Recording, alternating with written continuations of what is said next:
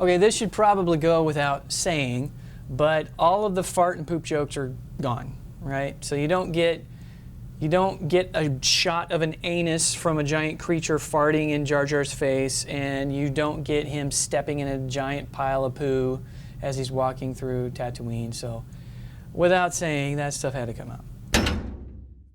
This one's a little controversial. Midichlorians, right? Those microscopic creatures that are in your blood that apparently give you force powers. And this kind of bothered a lot of people. Why would that bother people? I think it was because when you introduce something like midichlorians, you're kind of like moving out of the realm of Star Wars and moving into the realm of Star Trek, where things are more scientific. Instead of the Force being a kind of spiritual connection that you have with the Force, something that you can just cultivate with enough training and kind of focus and meditation, whatever, it becomes now more of it's like a blood disorder. Well, you got a serious case of midichlorians, son. Better get you a lightsaber. So that bothered a lot of Star Wars fans, and it bothered me too, so I took that out.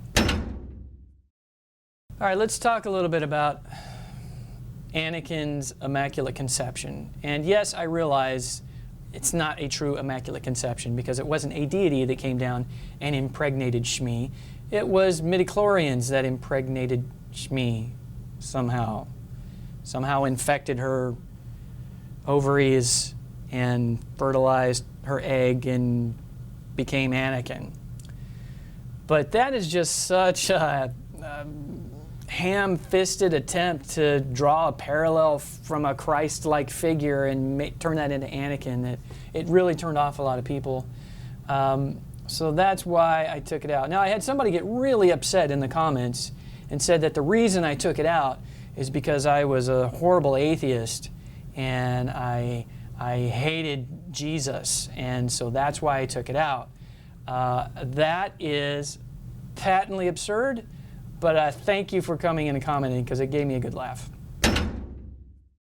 All right, further down the line here, we get to the pod race sequence. And honestly, the pod race sequence was fantastic. I thought it was rendered beautifully. I thought it was thrilling. I thought it was exciting. I even left the part in where, the part of the cabling comes undone on Anakin's pod and it's spinning around. He uses the magnetic tool to pull it back in and slap it into the pod. I thought that was great. One of the things that was horrible was the two-headed pod race announcer. Oh my God, that guy was over the top. Now, possibly some people love that. I thought it was just really bad. I mean, when you have a line that says, I don't care what universe you're from, that's gotta hurt. I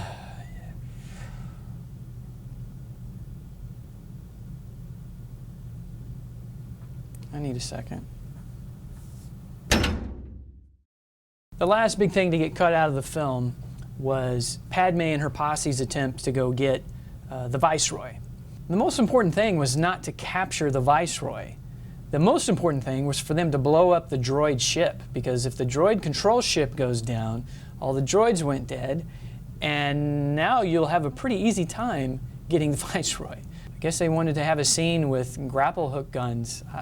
And even the lines, as they come in, and then the fake queen comes in, and, the Viceroy's like, oh, don't worry about these one, that one is a decoy, and then, the whole line of, now we're going to discuss a new treaty. I mean, it was just bad. But the bigger thing is that there were 4 elements all happening at the same time at the end. And it was just too much. I mean, you had the Gungan battle with the battle droids. You had the lightsaber duel happening with Darth Maul and the Jedi. And then you had the attack on the control ship. And then you throw in a 4th, let's go get the Viceroy. And it was too busy, it was too much. And you take that sequence out, and there's still enough happening there to keep the scenes moving. So that one had to go. Okay, let's get into some questions and answers that you guys had. Okay, the first question I've got here is from Tommy Eklund. He wanted to know why I don't have subtitles available so that he could download and watch the subtitles and have the SRT files. I don't have the time for that. If somebody wants to do that, I did enable on all of the videos community submissions for captions. In fact, I've seen several people already go in and start working on them, although I don't think they've been completed yet. I'm not sure who that was, but if you send me a message and let me know who it is, I'll gladly give you credit. And hopefully we can get those captions completed and up for everybody, because there were several requests for that. Here's another one from a few people. They wanted to know why I didn't take out the fake queen thanking R2-D2 for saving the ship. They felt it was unnecessary, and why do you thank a droid? And he was just doing his job. And I guess the reason, obviously, it was blatant pandering to fans of the original trilogy to see R2. Also, I think the thing that was interesting is that droids do have emotions in the Star Wars universe, and so I didn't think it was really that inappropriate for them to thank R2. Plus, I'm an R2 fan, so it didn't bother me. So it stayed in. Okay, and I got about 50 of these questions. Why hasn't this movie been taken down by Disney? Well, when I did upload the video, it did get flagged by Disney, and they blocked it worldwide, and I submitted a dispute. And I said, hey, this is a heavily edited version. I've added my own stuff into it. It's significantly different from the original cut of the film, and they removed it. They removed the block. I don't know why they did. They probably could have been within their rights to not allow it, but they did allow it. So thank you, Disney. A lot of people have asked me, hey, I uploaded my version and it got blocked, and I tried to dispute it and they wouldn't allow it. I can't tell you why that happened, but all I know is that Disney did put a claim on the videos. I asked them to release it, and they did. All right, here's another funny one. Why did you take all the funny parts out? You must be really fun at parties. And then, as I stated to that comment online, I'm a nerd, and I don't get invited to a lot of parties. But when I do go, I don't make cheesy fart and poop jokes. Okay, sometimes I do. But most of the time, I do not do that. And I just didn't feel like there was any place for that kind of humor in Star Wars. It wasn't in the original trilogy. They had good campy humor in the original trilogy. But in the prequels, they tried to replace it with slapstick, toilet humor, and it just wasn't happening. So if that's your idea of fun, please go back and watch the original DVDs, because you will get a kick out of them. They're hilarious. And here's another question that comes in all the time. How can I download these?